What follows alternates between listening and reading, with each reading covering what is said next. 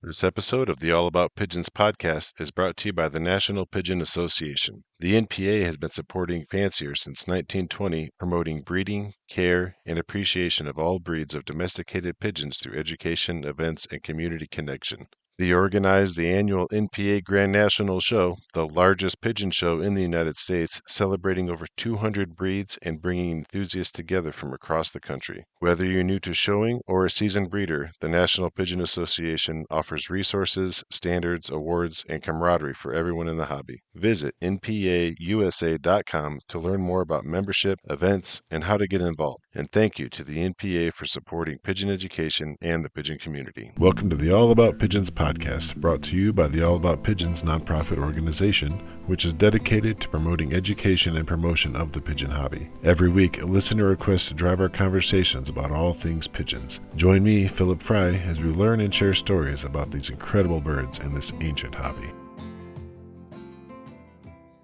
Today we're going to be talking with Emily Isom about the new Pigeon magazine that's going to be coming out called The Coo, and she's the force behind it. So let's hear more about it from Emily. Thank you so much for coming on and talking with us. Yeah, thanks for having me. A little bit of background on yourself and what made you decide to make a pigeon magazine? Yeah, so I've grown up with pigeons my whole life. My dad got his first pigeons when he was 8 years old, so I've been with pigeons ever since, I was born, growing up playing in the feed barrels. My dad mainly has the Oriental rollers and Birmingham rollers, as well as he was one of the only in the US with the Chinese nasal tufts up until recently. He just got rid of those. I grew up kind of with my Swiss Mondanes, English trumpeters, but now I'm just Egyptian Swifts and Archangels. So. And when it comes to pigeon magazines, are there any of your favorites right now? I mean, did you ever follow some of the old American pigeon journals or Purebred or? Pigeon Magazine was obviously one of the highlighted ones that people know, as well as Pigeon Journal. I did have some of those growing up.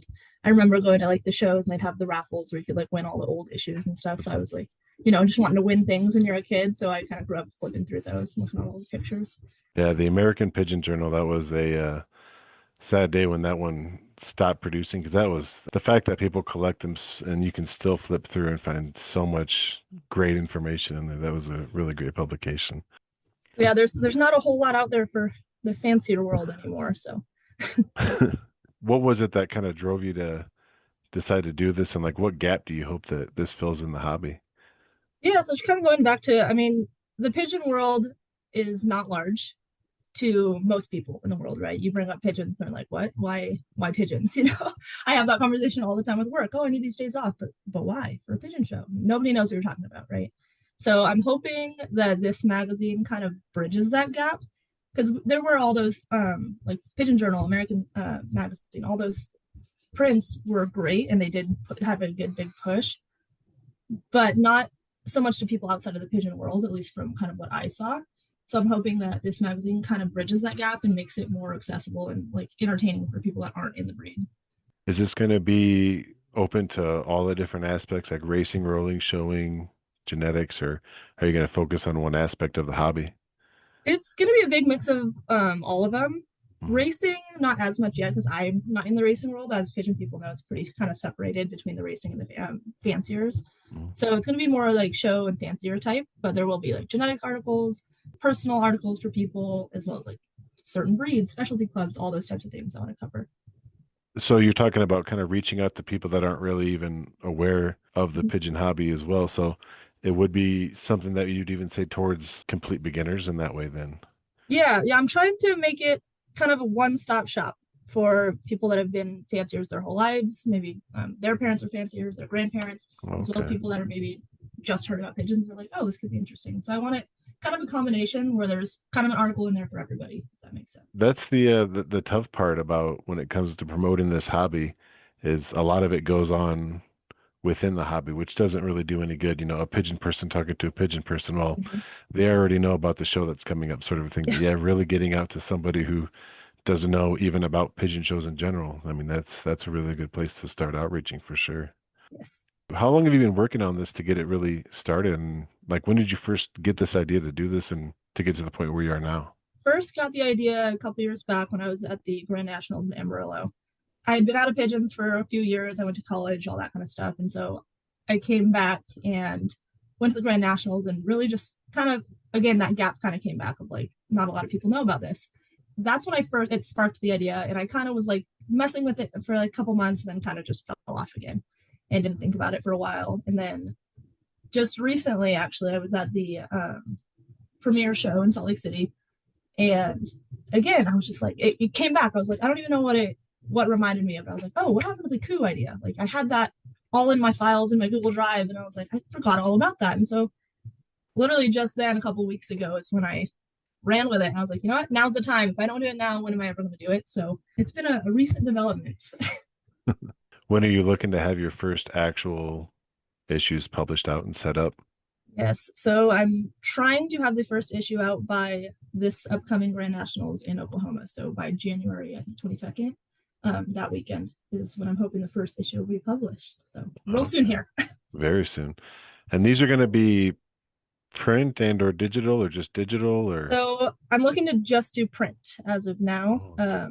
I think it's, as a lot of people at Art and Pigeons know, it's hard to come by physical things you can collect as a pigeon fancier.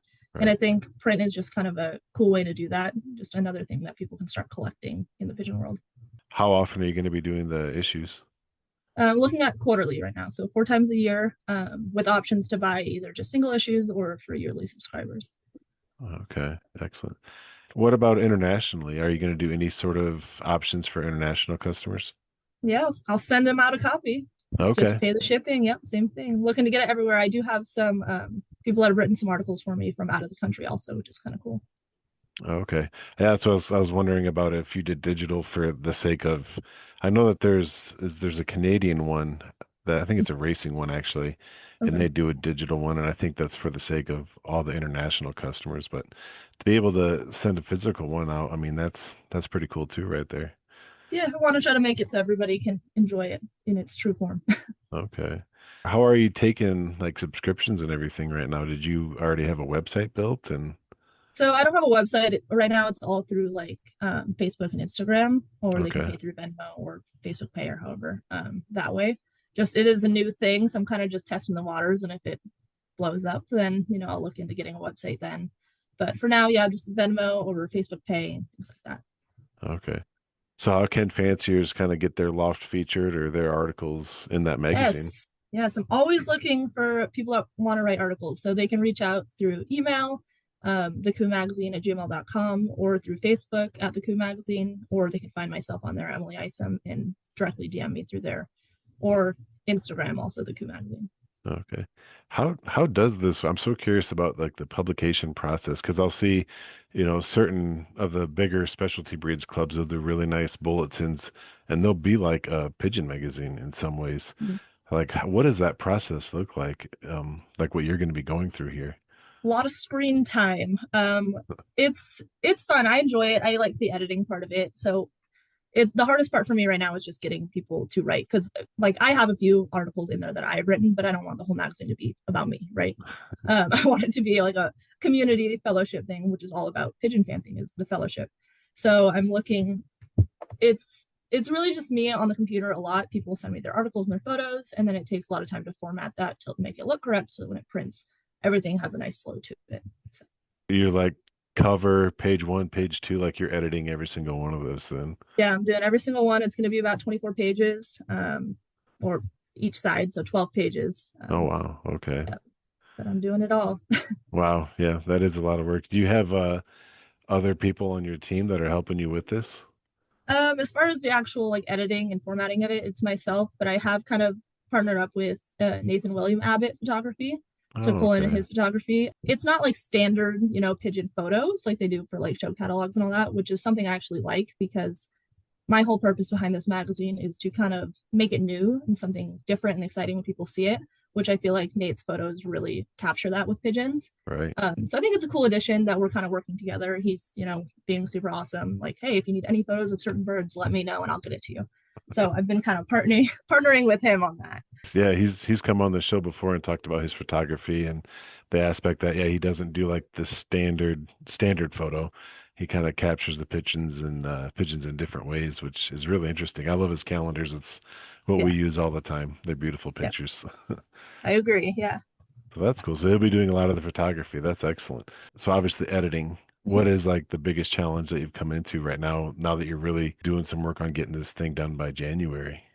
Editing isn't too challenging, just more time consuming than anything. I think the Oh, biggest challenge is just trying to get as much people, get people out there writing for me, sending in their articles. It could be about their life story, about their loft, about their certain favorite breed or whatever it is. Really, if mhm. you want genetics, I have a guy writing a article about genetic for me. So really just any aspect. And then if it doesn't make it in that issue, it would be in the next or whichever one it makes the most sense to be in.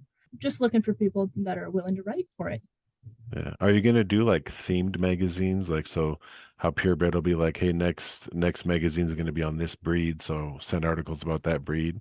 I'm not looking at doing like a specific thing for the whole thing because I think that could deter people if, oh, that's not really my thing, then I don't want that article, Oh, that okay. magazine issue, if that makes sense.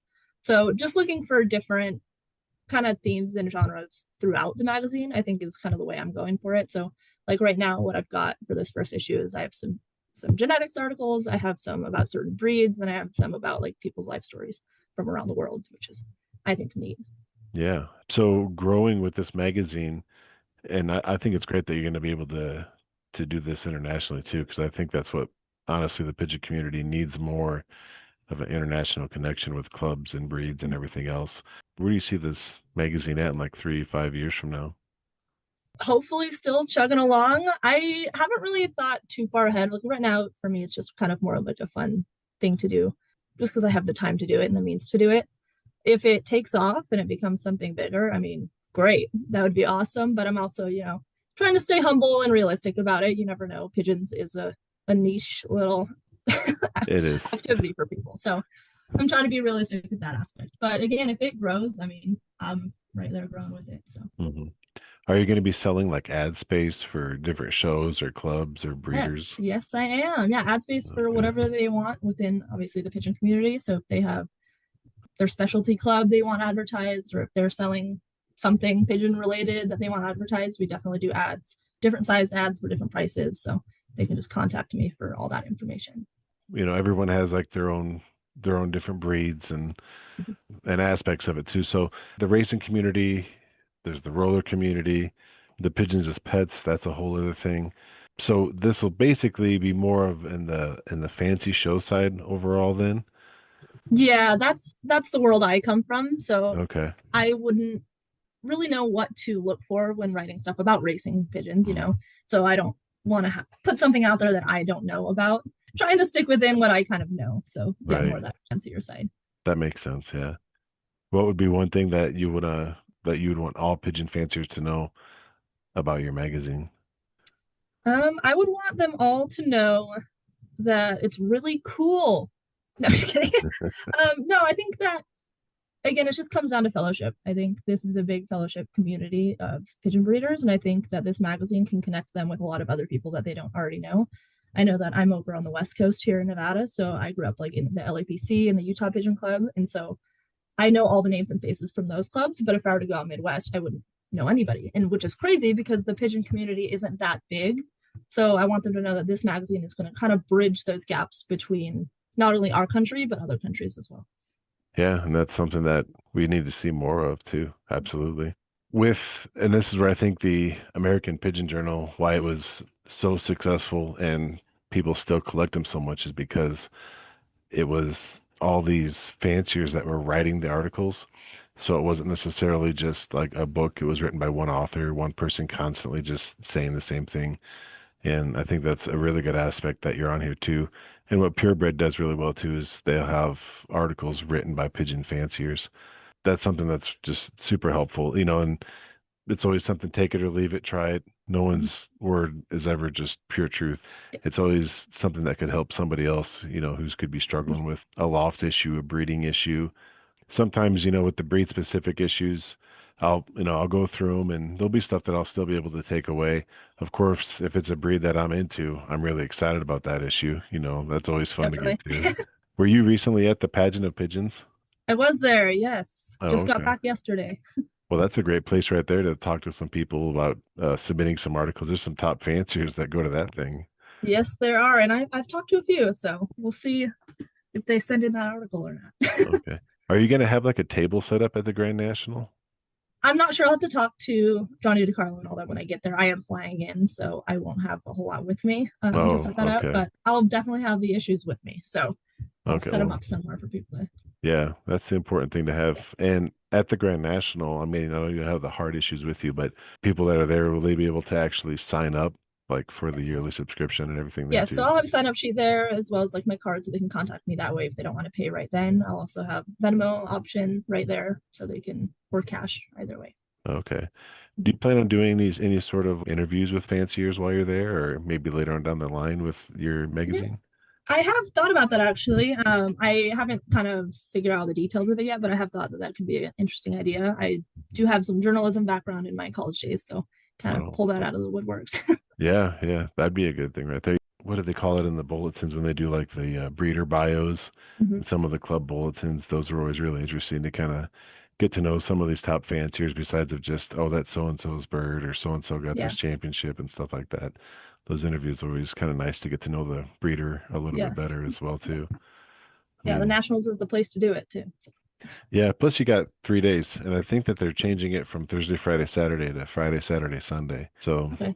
that makes it a little bit easier to Yep. chase people around a little bit and bug them a Yep. little bit, or just get contact info and bug them later. Right.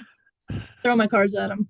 Yeah, yeah. Well, that'll be great. Yeah, we plan on going to the National again this year too. Just it's closer for us, so we'll be driving up there and setting up a table for the podcast and stuff like that too. And interviewing fanciers has been, I have no journalism background, so I'm just stumbling my way through all of my interviews with these top guys. And it's been really fun, though. You get a lot of really good information from them. And the idea is to help the hobby overall. I think that's what the goal is here.